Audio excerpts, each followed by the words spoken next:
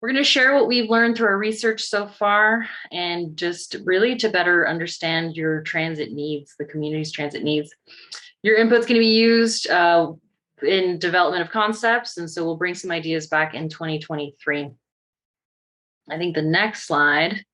Yep, I'm going to talk a little bit about what rapid transit is because we're going to say it a lot and we just want to be on the same page about what we're talking about.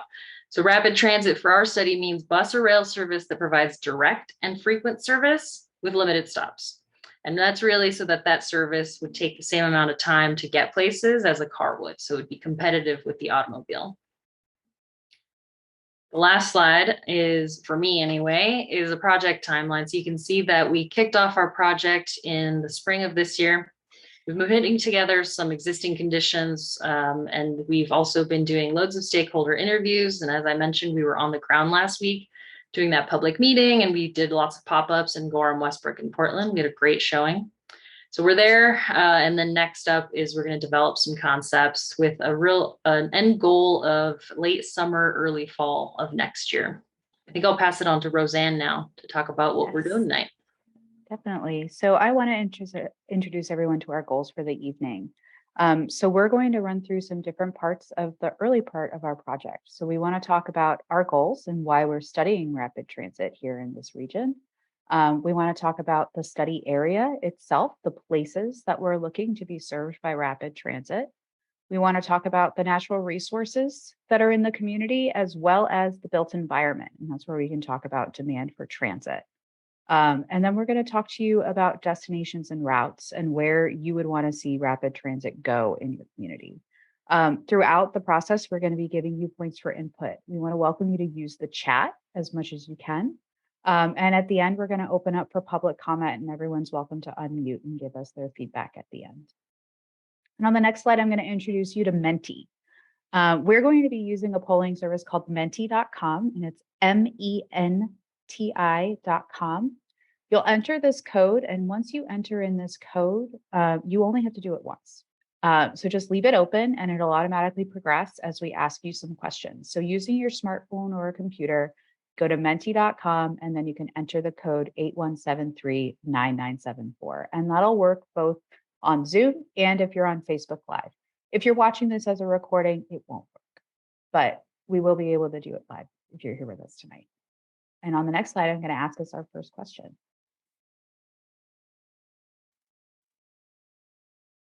So first of all, we want to know who's here. Where are you from? What community do you live in the Portland region or other? And if it's other, I would love if you could put that in the chat to let us know where it is you're from.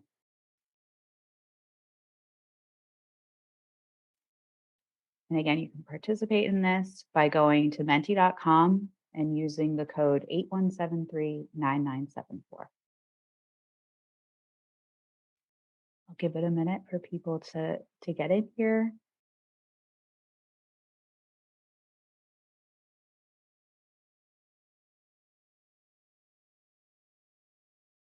And yes, throughout the meeting, if you have any questions or comments, Erica will be talking to people in the chat.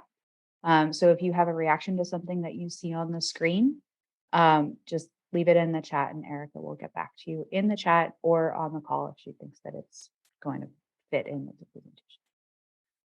All right, let's move on to the next question. Everybody seems to be starting to get the hang of it. So the next question is, we had a little summary there, but how often do you use different types of transportation in Gorham, Westbrook, or Portland? And that's either getting between or within these communities, but we want to know, do you take the bus? Do you drive? Do you walk or roll or use any other assistance device while you're walking around? Rideshare, taxi, and Uber, bike or scooter, if you ever take the ferry, and if you take the train, if you take the Downeaster train. And I realize there are a lot of numbers here, so we're going to give you a minute to fill these out. Just slide the sliders over, and it'll update as soon as you put those in.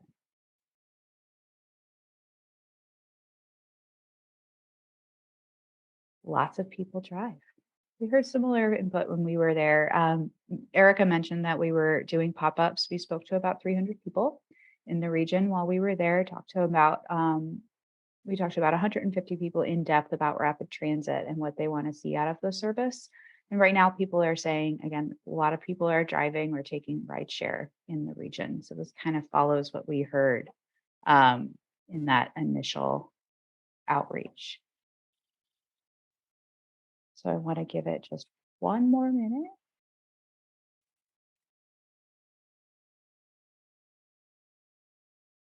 Okay. Joe, if you want to tally that up, let's see what the final standings were. I think this is it. This one just does it? Oh, yeah, okay. it'll What's change. The other You can, one?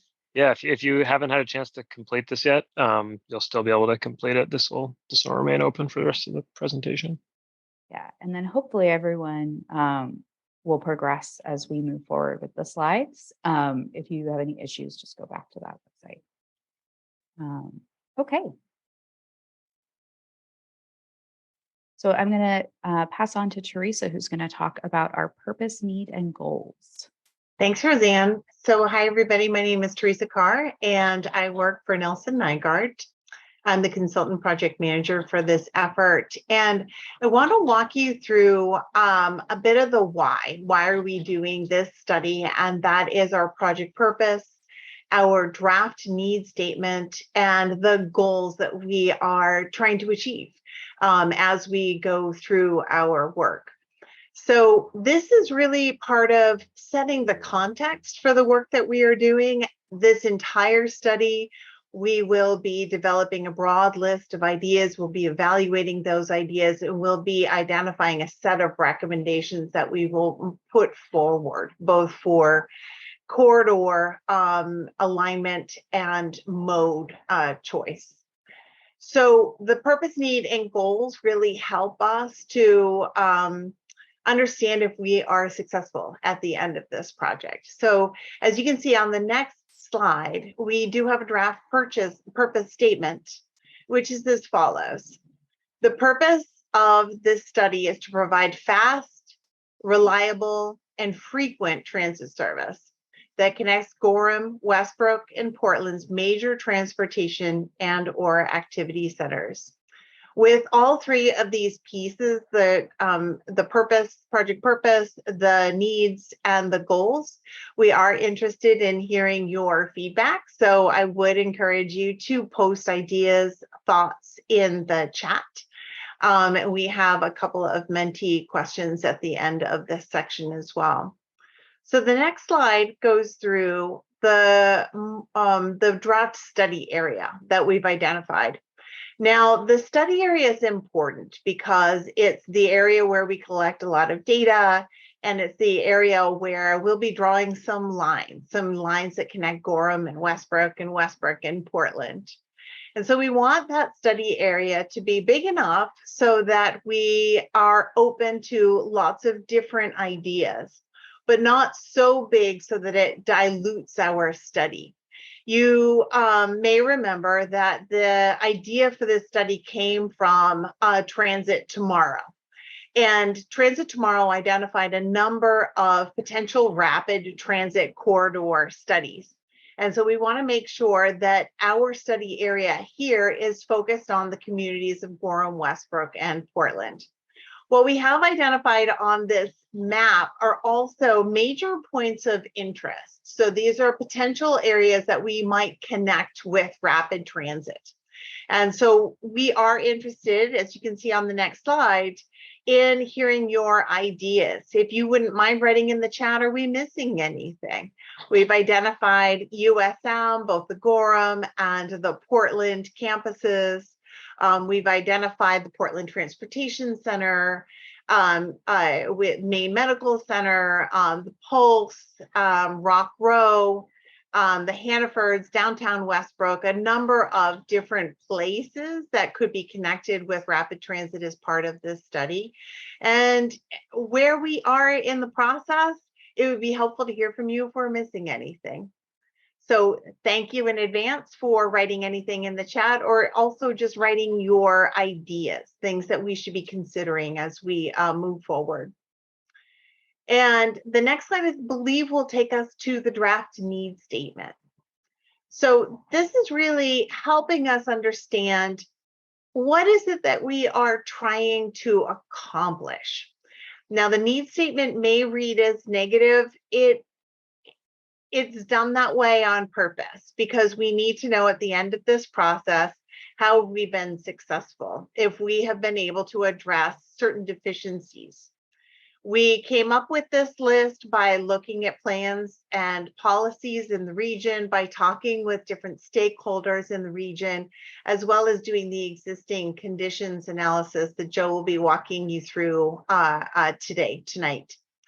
And so we have a number of bullets here. I want to walk through them with you. The first is just the growth in the region, both in population and in employment. The communities of Gorham, Westbrook, and Portland are all growing to a greater extent than the state at large. And transit service has not been able to increase to keep up with that growth. And we expect that to continue in the future. Transit service in the study area can be hard to use just based on its frequency, as well as the ability to transfer between different transit services.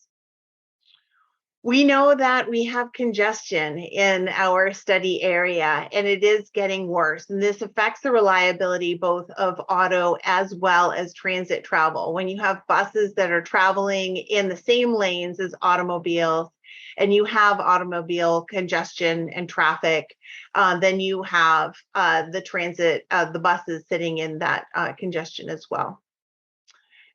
We are talking about limited transit access to major regional activity centers. This is just due to frequency and due to travel speeds.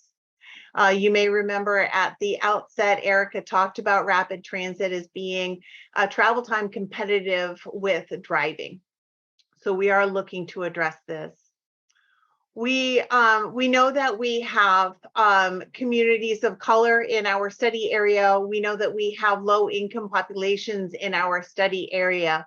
These populations are more likely to rely on transit for travel. And that means that the deficiencies that we've identified above are really having a greater impact on those populations, low income as well as people of color. And we want to address that.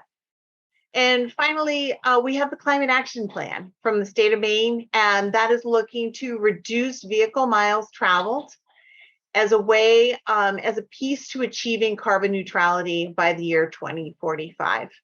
So we are interested in the chat. If there's anything that you think is missing or that you think should be adjusted, please do put in your comments. So on the next slide, we pivot over to goals. And we have six. We have 6 project goals. What's important about these is they are going to serve as the basis of our evaluation framework. And what I mean by that is when we do develop a long list of ideas and we evaluate them to see which ones perform the best, we're going to evaluate them in relation to how well they help us achieve these 6 goals. These goals are draft, just as our need statement is draft and our purpose statement is draft. So we are interested in your thoughts on all of these, but let's walk through them together. The first is mobility. We are looking at providing transit service that will be time competitive with automobile travel. Options. We want to encourage mode shift away from driving. Sustainable growth. Here we're talking about land use.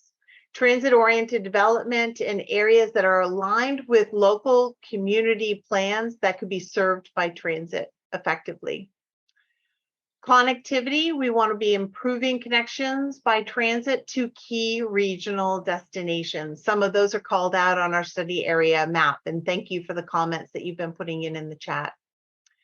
Access, we want to be able to provide access to opportunities. And by that, we mean employment opportunities, residential opportunities, recreational opportunities, so that we can use transit not just for the work trip, but for a variety of trips or all of our trips. And here we want to talk about not just improving access into Portland, but access into Westbrook from Portland or into Gorham from Westbrook. So we want to be looking at that bi-directional nature of transit service. And our final goal is practical solutions. Here we want to be balancing costs with benefits. We want to be aligning with local goals, and we want to have an eye for implementation. What would it take to actually put this investment into the ground and have it in operations? So I think here we want to pivot over to hear some direct feedback from you. And I'll turn it back over to Roseanne. Okay, so we're going to go back to that Menti. If you had it on your phone or you had it open in another tab, we're going to ask our next question, which is, what do you think are the most important needs for rapid transit? So you've heard the needs that we outlined and that we found between this study and the studies that came prior. So let us know what you think is the most important to the, I don't want to call it least important, but what is the most important to you, and just rank them as you go down. So I'll give everybody a minute to work on that. I can tell you that we also have a survey open right now. And we've been looking at the results of that survey, as well as the results that we saw in the conversations that we had on the pop-up and the public meeting last week. And we have heard quite a lot about the growth in Portland. We also heard in the Portland area and how people are moving throughout the region, and there's going to be more housing in Westbrook and in Gorham. We heard about congestion, and we heard about the need for more frequent and reliable transit. So we're trying to understand the lived experience as we talk about the needs and make sure that the needs we've identified are really tracking with the community. So far, from what I've heard, they have been. I'm going to give this another 30 seconds before we move on to the next question, because this one can take a little minute to get through all of them. I want to give people plenty of time to give their feedback before we move on. And again, if you haven't joined us on the Menti platform yet, it's Menti, MENTI.com, and the code is 81739974. It's at the top of the screen, and it will work if you're on Facebook Live as well. All right. So thank you to those who responded. It sounds like our first rank is that transit is infrequent and inconvenient, and that congestion is working, and transportation equity, transit mobility for people who need it most is important. So we really appreciate that. And I do want to move on to the next question to make sure that we have time. And again, we want to know how important you think these goals are. How important is mobility, and how important is it to have options and viable alternatives to driving? How important is it to you to have sustainable growth and the ability to develop around transit stations?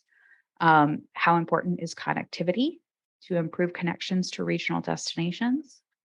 How important is access to live, work, and play destinations throughout the region? And how important is it to you to balance cost and benefits and optimize implementation? Ooh. And I will give everyone a minute, because it took me a minute to read those. So as you slide through, once you slide through, you don't have to go back to them again. They aren't ranked with each other. It's just how important you think that individual question is.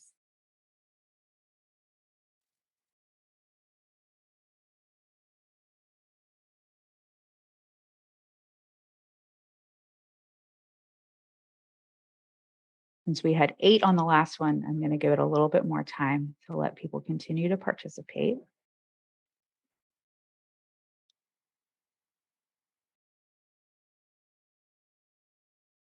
And if you have any other comments that you would like us to talk about, if there are any project goals that you think weren't included, I do want to encourage everyone to write that into the chat. I have seen that we've got a very active chat on my second monitor here. I'm watching that.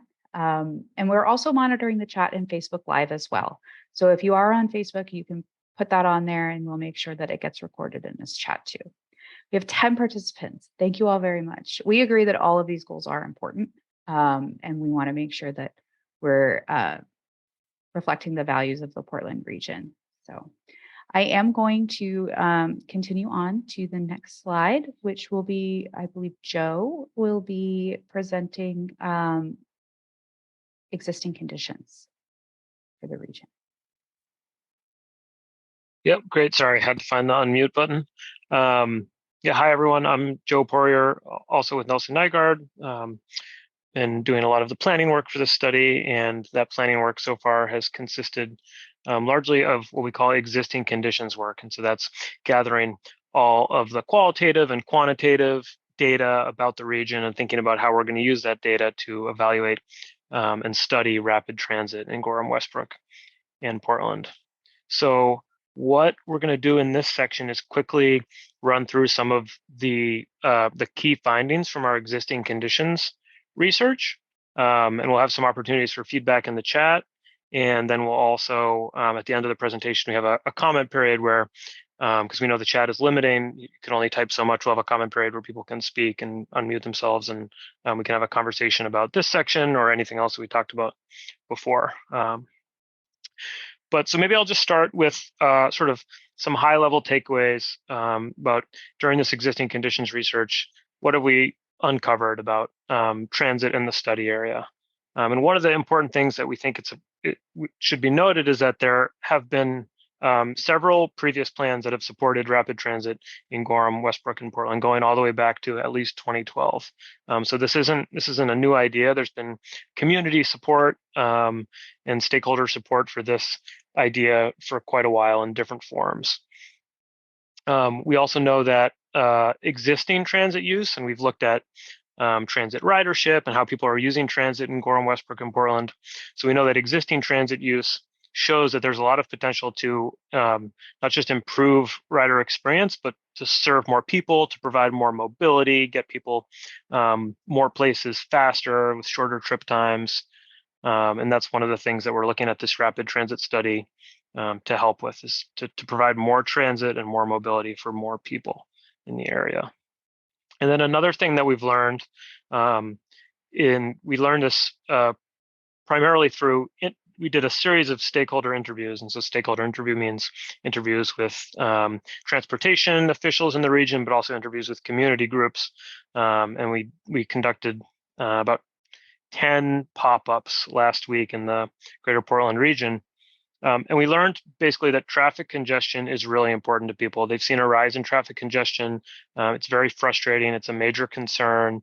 It affects the economy. It affects how people can get around.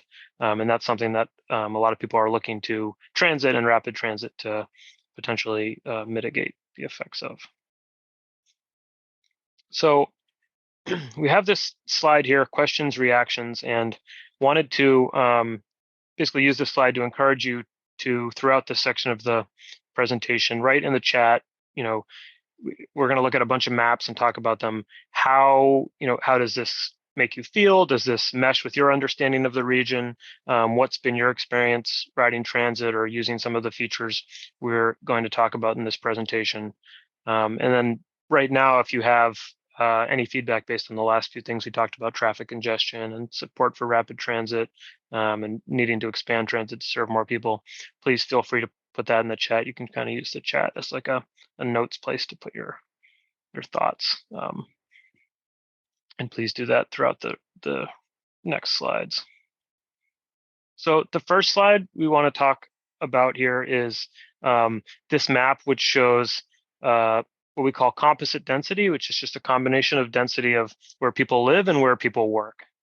And this is one of the most important things we look at when we study any type of transit, because it tells us where there's demand for transit. Where there's a lot more people living and a lot more people working, that means there's more people trying to go to and from that place, and those people could or do ride transit.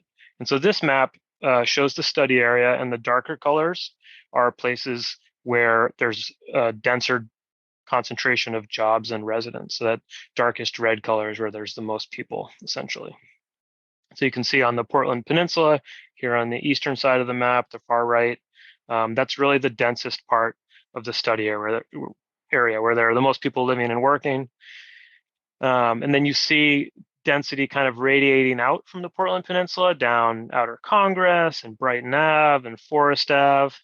and then pockets of high density elsewhere. So places like Westbrook and Gorham Town Center, and then also over here near the main mall area by the Jetport. And again, this is really important to understand because this is sort of one of our guiding data points for a transit study, is where there are the most people that would potentially benefit from transit. And so this map, and we'll show a larger version of this map in a second because it's a little smaller on this slide. This map is a zoning map, and the different colors represent different zoning areas.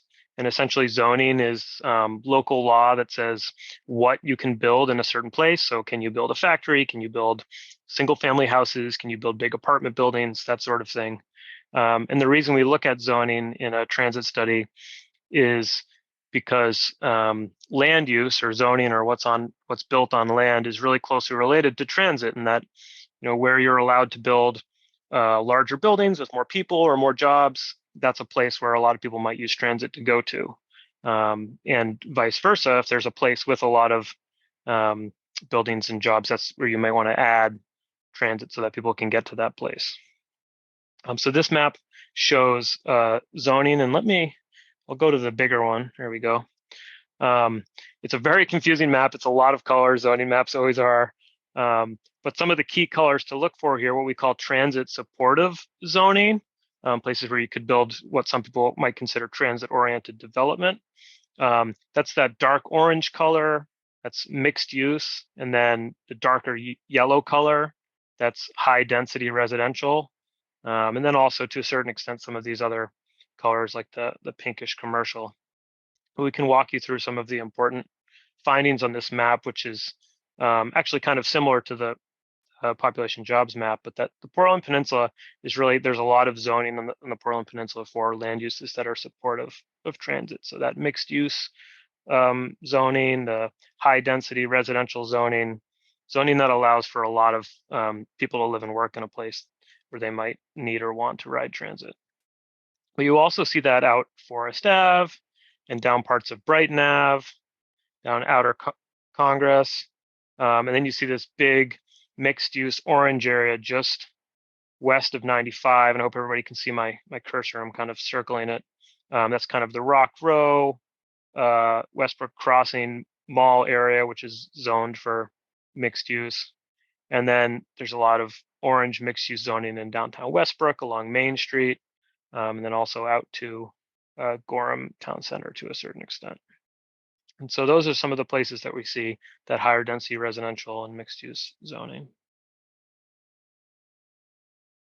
We also looked at forecasted population and jobs growth. And so these maps are similar to the population and jobs maps that we saw earlier, in that the darker color shows a place where it's forecasted or predicted that more people will live and work. So this map is forecasted population growth. So the darker parts of the map are places where more people are likely to live close together in the future, so denser population areas. So you see, again, a lot of that is planned and forecasted for the Portland Peninsula, especially kind of along Congress Street and then the eastern waterfront area here, just north of the Casco Bay Line's ferry terminal. But you also see some predicted increases in density, residential density, population density, out along Brighton Ave, and then especially in the Rock Row area, just west of 95. And then also especially in kind of the downtown Westbrook Main Street area, right along the river there. So we have the same map, but for forecasted job growth. And so this map, it's the same idea. The darker colors are places where it's forecasted that there will be greater density of jobs in the future. And so you really see the Portland Peninsula is really highlighted here. There's forecasted to be a lot of jobs added to the peninsula, especially kind of in the Old Port area, that eastern waterfront area, just above the ferry terminal there. But also to a certain extent out where Mercy at the Four Hospital is, Maine Medical Center, and then also USM Portland and the kind of Forest Ave Hannaford here just north of 295. We also see a lot of jobs forecasted to be added out along Main Street in downtown Westbrook and at the Rock Row site, just west of 95, and then also in the main mall area. We also looked at what we call existing right-of-way, and right-of-way is just a term for places where there's space that's dedicated for transportation. So that could be like a road, it could be a railroad, and this map shows railroad right-of-way. And so the colored lines are rail right-of-way. The solid lines are active rail, where there's currently trains operating. And then the dashed lines are inactive or abandoned railroad right-of-way. So the right-of-way is still there, but there's no longer either no more train tracks, or if they're not driving trains in the train tracks. So you can see here, this blue line that kind of goes north to south, that's the Amtrak or Downeaster route. And then there's a blue line that goes from Westbrook to the Portland Peninsula, which is an active rail. It's lightly used. I believe that's part of the Mountain Division Railroad. There's also some prominent abandoned or inactive railroads in the study area. And there's one here just south of Warren Ave. It's that dashed blue line. I'm following with my cursor. And then one between downtown Westbrook and Gorham Town Center. And I think it's important to note that the inactive rail line, abandoned rail line between Gorham and Westbrook, is part of that's been converted to trail for walking, biking, that sort of thing. And there are plans to convert more of that to trail. And the reason we look at where the railroads are, and what you'll see on the next slide, the roads, the reason we look at where the right-of-way for railroads and roads are is because that's a potential place for rapid transit to operate. So it's important for us to understand what sort of what possibilities are out there for existing places where rapid transit could operate. And so this is the roadway map. And again, we look at this to kind of get a sense of where rapid transit could operate.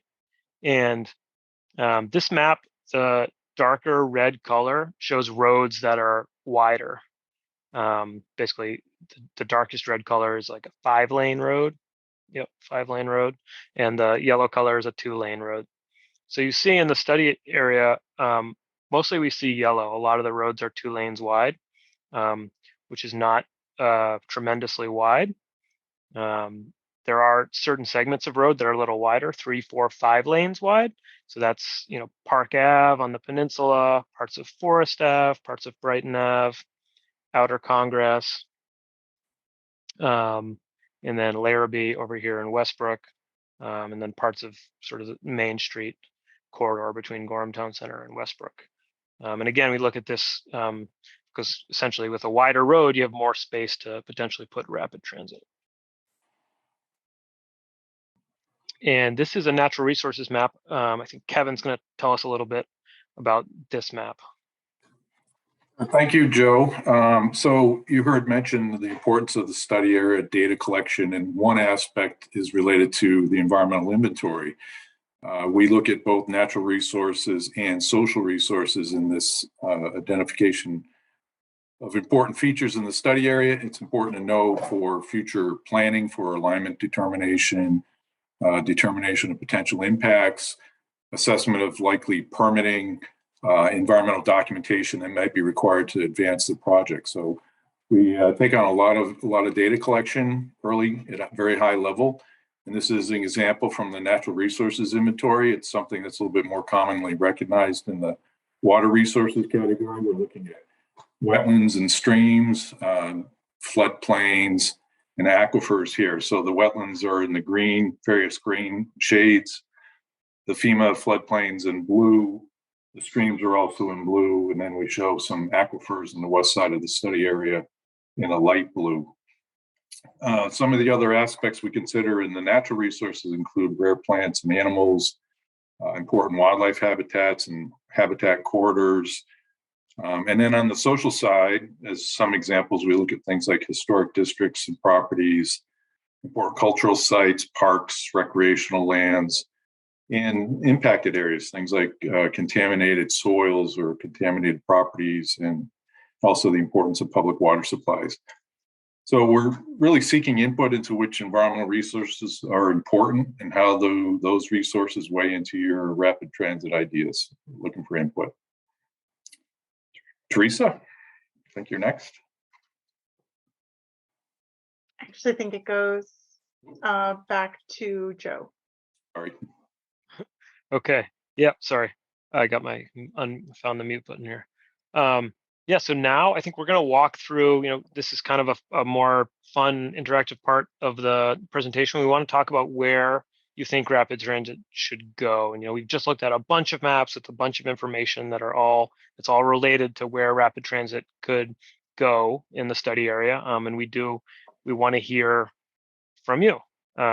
So got this map here, and we, as I think Roseanne said earlier in the meeting, we did a public meeting at USM Portland last week, and so we were able to have this map on the table, and people drew on the map where they thought rapid transit should go, and so we have those lines here on the map, and so we're hoping that this group could kind of, could add. And so I know you can't draw onto your screen. But you can use the chat, or I think maybe this is a good opportunity to even potentially come off mute and say where you think there should be rapid transit. Definitely. I would love to hear where people would want to see stops, or if there are certain roads that you think that rapid transit should go down. I would love to hear that, either in the chat. I see Rachel saying connections to major employers. Are there any major employers on here that you think should be served specifically? Are there any that you think we're missing in the 3 alignments that you see on the screen right now? This is Rachel. Probably easier to come off mute. Yeah. Welcome. There is that, sorry, I'm horrible with road names. That line that comes pretty much straight down from where almost it says downtown Westbrook down to like Abbott Labs and IDEX. That whole corridor there looks like a great opportunity for connecting to employers, and then to Unum area as well. That's just a whole big section in there. I'll go off mute now. Thank you. Okay, gotcha. Yeah, thank you. This is Ken. I think that Route 22 and Route 25 corridors are what was just described. Those are very important routes to work on, because they both get very congested at rush hour. Route 22, and once you get past, or once you hit Unum, it's really busy beyond there. And then Route 25, once you come into to Gorham, you're stuck. So both of those routes are really important. Okay, gotcha. Okay. Thank you. So Route 20. Nice. There's a lot of background noise coming from your mic, Ken. He's muted. Oh, great. Yeah. This is Linda Adams. I agree with what has been said. The road where Abbott Labs and IDEX is, that's Eisenhower Drive. That connects over to Saco Street. So IDEX Labs is on Eisenhower Drive. Mm-hmm. Same with, and Abbott's off from Eisenhower, but that's a huge industrial park. And then that connects over to Saco Street, which goes down to Route 25. Yep, right where the cursor is. That's the intersection of Saco Street and Eisenhower Drive. So there's a lot of traffic that happens there and goes down into downtown Westbrook, that then people could either go left onto New Portland Road, or they continue and go Route 25. Okay. Gotcha. We're definitely hearing major employers. That's an important connection. Yeah, and then 22 as well. 22 is very congested, where 114 and 22 come together. So that's important. Okay. And I also see something in the chat here. I think seeing Hannaford and Portland, Westbrook, Airport, Main Mall, Portland Adult Education. Yvette, where is the Portland Adult Education? Is that on the peninsula? Mostly at Casco Bay High School paths. And Riverton, the schools, I guess, basically are where you see most of it. Okay, so yeah, we have Deering and Portland on here, and Casco Bay's up here somewhere, I believe. You might want to add Talbot School because there's a swimming pool and a community center there also. It's one of the busiest spots in the Riverton community. Okay, Talbot. Thank you. We see Gorham Industrial Park. That's come up, I think, twice in the chat now. That's between Main Street and North New Portland Road. We're here in Gorham. That is something we looked at as part of our existing conditions work. We know we've spoken with the town of Gorham, and we know how that is planned to expand. Got Main Mall in the chat. I don't know if you've mentioned that yet. Connections to grocery stores, Westbrook Community Center.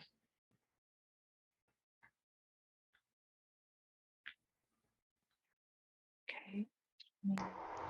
Don't forget Nappy Distributors on Route 25. Okay, Nappy, is that a major employer? Yeah, they distribute most of the beer in the southern part of the state. So yes, they have a lot of employees. Okay. And then Joshua, it looks like you posted about GIP. Could you tell us where GIP is?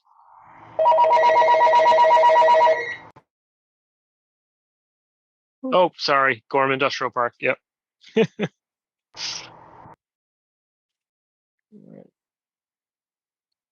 Okay. Any other thoughts on this slide? This is great. And just to make sure everybody understands the purpose of this exercise is we want your ideas on lines on a map, because after this meeting, we will be synthesizing what we've heard so far, what we're seeing from the existing conditions work that Joe and Kevin went through, and it kind of creating what we call our long list of ideas, and then we're going to start kind of evaluating those ideas. So getting your input tonight is super helpful to us. Can I give you a couple other ideas? The two hospitals, Mercy and Main Med, and the Main Med Scarborough campus need to be very accessible.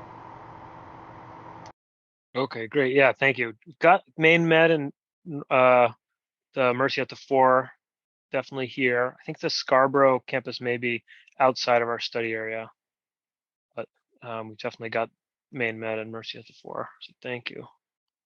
And I know somebody already mentioned the airport, but you hadn't marked it on your map. So I just wanted to make sure you didn't miss it. I might have missed that. Thank you. I'm trying to listen and look at the same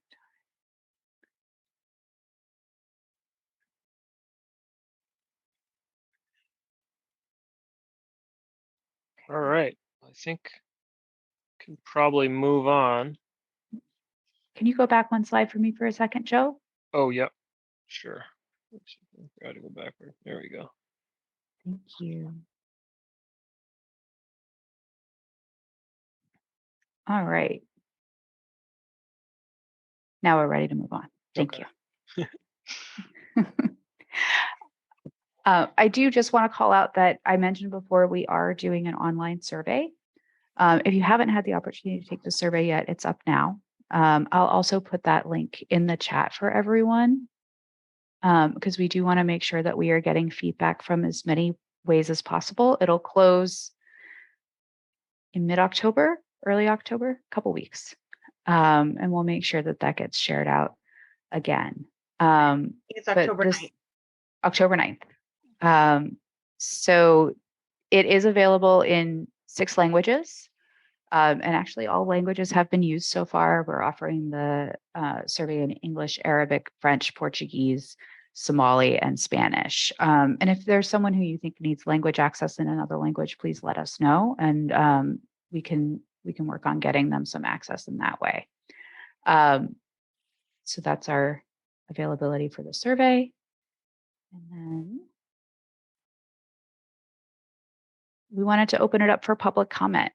If there's anyone who wants to speak, I think that we have 3 minutes per the usual GPCOG rules. You're invited to add up to 3 minutes of comment in addition to everything that we've talked about before. If you want to give us more general feedback, again, we're always monitoring the chat. This meeting's being recorded and will be posted.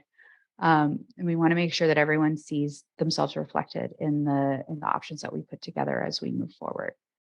So is there anyone who would like to speak?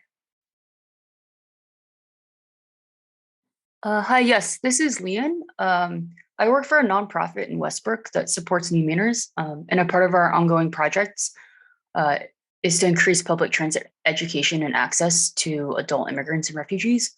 So I'm curious what the current projects are in place to include more like language access and translated flyers or potentially workshops, and how we could potentially connect our organization together to host those type of workshops for our students. Yeah, I'll jump in. That's a great question, and one that I think is really suited to the programs that GPCOG has going on. So rapid transit, I think we're trying to be very inclusive of all folks who speak all languages and have different experiences on transit. So definitely want folks' feedback. And again, if there's any way that we can provide materials in different languages or in different ways, we're happy to do that. As far as current programs that we offer at GPCOG, we do have some that I'm happy to email you about, but I'll mention them here just for everybody's benefit. We've got bus ambassadors, where we pair folks who speak many languages with people so they can ride transit in their native language and learn the transit system in their native tongue. And then we've also got something called travel helpers, where we actually have folks training people on how to use transit. Those are just two of the programs. I think we've got a couple others that might suit your needs, and happy to follow up by email. But again, for the rapid transit study itself, if we can provide any of our feedback materials in any other languages or any other way, please let us know. Yes, thank you so much. I would love to connect.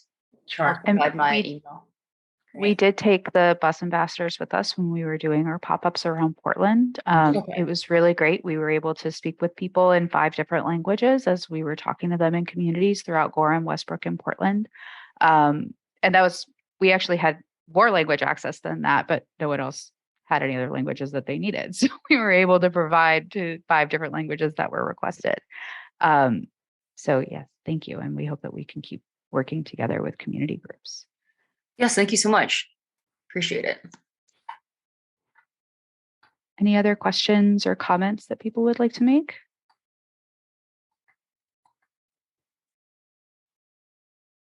Paul, I see your hand up.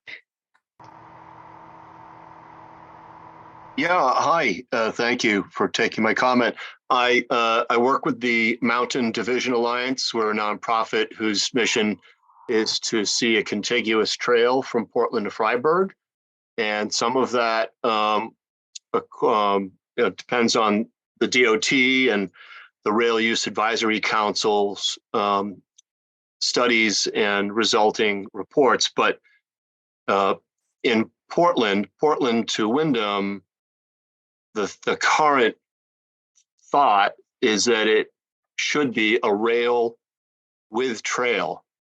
And so from Portland to what they call the Westbrook Spur, which is just west of Bridge Street, is currently owned by CSX. And we expect that they will, at some point, determine that asset is not worth holding on to, at which point Maine DOT would have first refusal for the corridor. So in railroad years, in railroad time, like lightning speed, that could be, 2 or 3 years. But just for you planner folks to put that on your radar would be great, because if we're looking at traffic issues in Westbrook, this corridor is clearly the solution to be able to run a train or electric buses from Portland to Westbrook, preferably the west side of Westbrook, to capture those Gorham, Standish, and beyond folks that are creating the majority of this congestion at this choke point here in Westbrook. So I hope you'll consider that. Thank you. Thank you. You are not the only person who has brought up, I see Rachel agreeing with you in the chat, Trails and Rails. And we've had a few people who mentioned that to us last week and through the survey as well. So we are hearing that, and we're definitely going to take that feedback as well. Ken, I had seen that you unmuted the same time that Paul was starting to talk. Did you have something that you wanted to say? My God, you're observant. You have quite a lot of background noise, so it's easy to know when you're muted. It's my fan, obviously. I can't control that. That's okay. My computer's falling apart slowly but surely. Yeah, I have a lot I'd like to say, but I don't know how to say it. I just, I'm always concerned that you folks are going to overlook the microrail concept, because people can't vote for or against it if they don't know what it is. And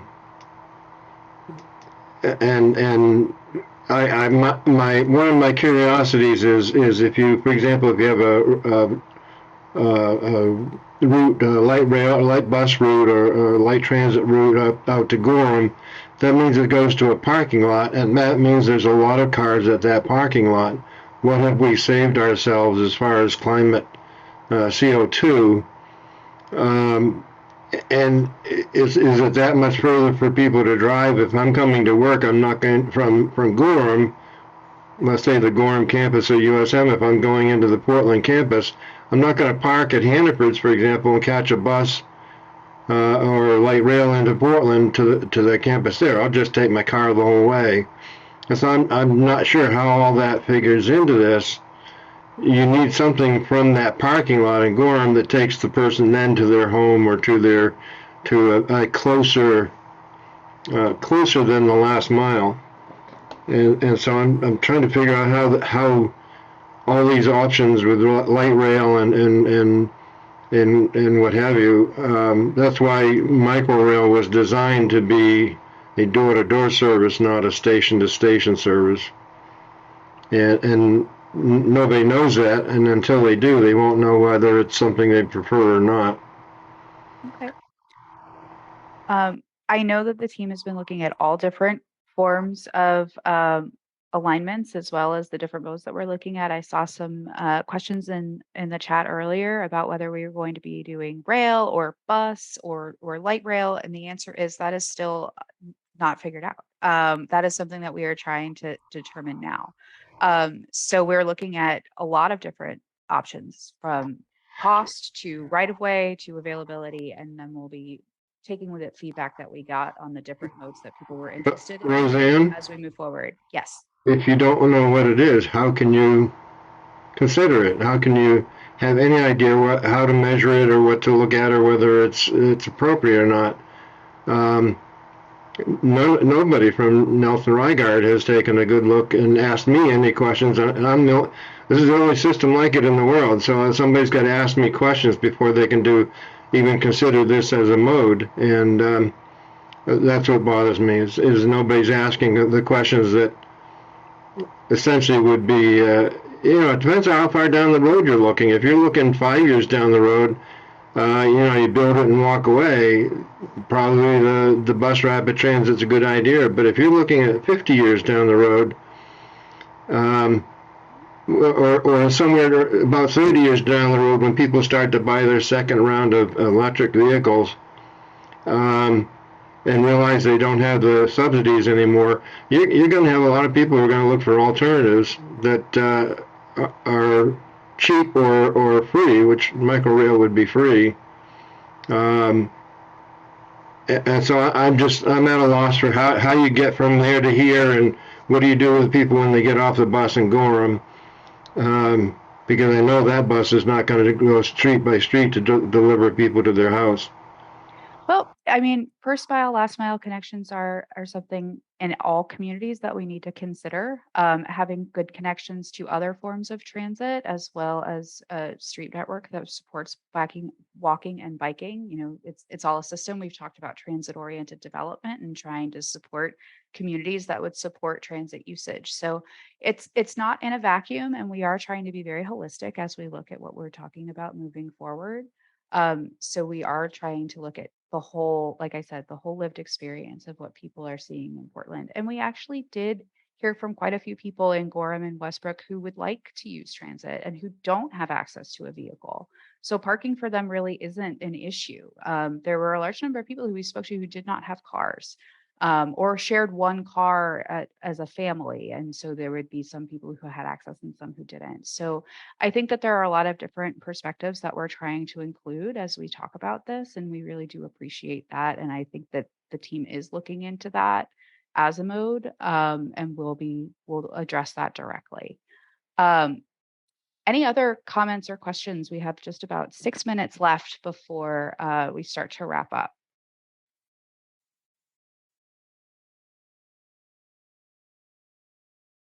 Anyone else?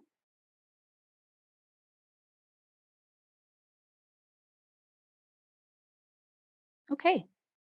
And I want to turn it back to Erica to talk about next steps and when you'll be hearing from us again. Yeah, thanks, Roseanne, and thanks to the whole team. Got lots of really good feedback. I had a blast in the chat today. I was chatting with lots of folks about lots of different things. So yes, your feedback is very much appreciated.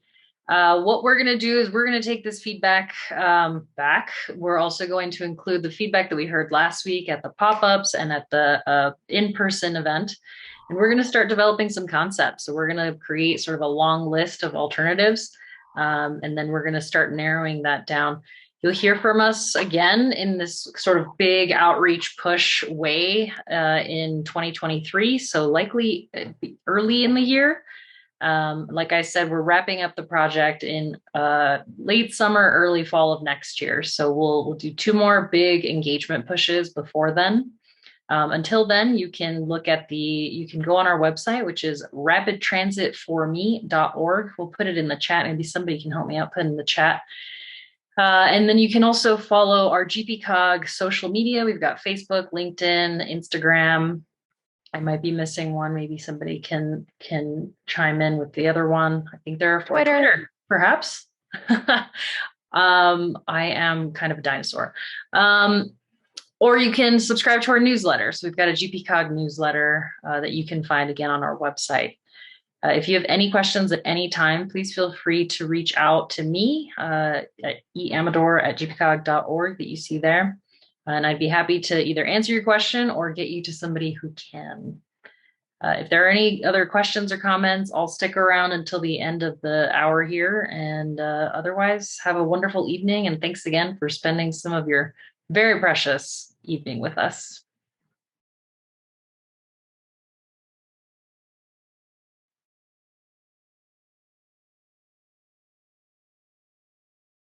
Thank you, folks.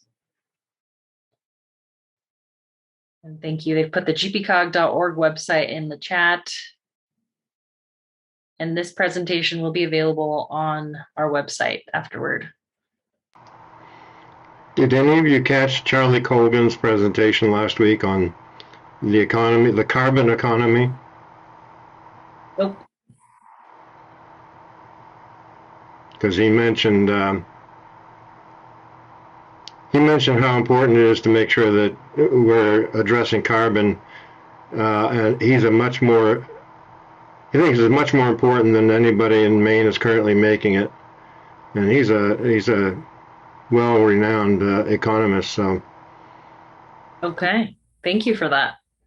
He couldn't understand why everyone didn't jump on microrail just for the carbon impact.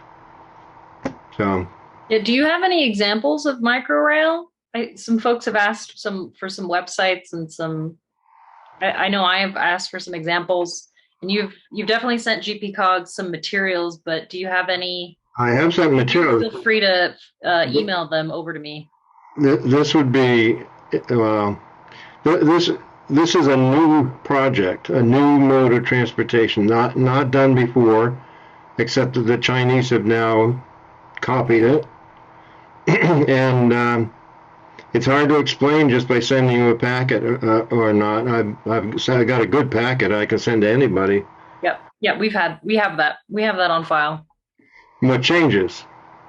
I mean, that's the problem. You know, you're thinking static. I'm thinking change, and it's grown from where it was. Is it like Hyperloop? Oh God, no! Like in. No, would that work in Gorham-Portland? No. No, I mean in that it's sort of like it's a concept, but there's not really like one out there yet. It's not even close to Hyperloop, but it's a concept where it's a hybrid concept that is a combination of research that ended in 2012, done by FTA, and I picked up from there and have developed the design since then. Right. And eliminated 90% of the cost of a larger scale system. And that's what people don't understand is how can you cut the cost? I mean, people are expecting $30 million a mile for trains and monorails. I'm down to about $5 million a mile at most, depending upon everything else. The one thing that's really unique about my system is it's not ridership dependent. In other words, it doesn't have to have subsidies. And I have yet to hear anybody object to the fact that the Metro and others are charging enormous amounts of monthly fees to these towns and cities for a bus service that rides mostly empty. Yeah, I think most public transportation is subsidized, so I would be interested to see how you get those numbers to. Excellent. I'd be glad to sit down with you, Erica. I'll send you an email. Great. We are at 7 o'clock, so I want to be respectful of time and make sure that we end the meeting. Thank you all very much for coming, and we look forward to seeing you again soon. Thank you.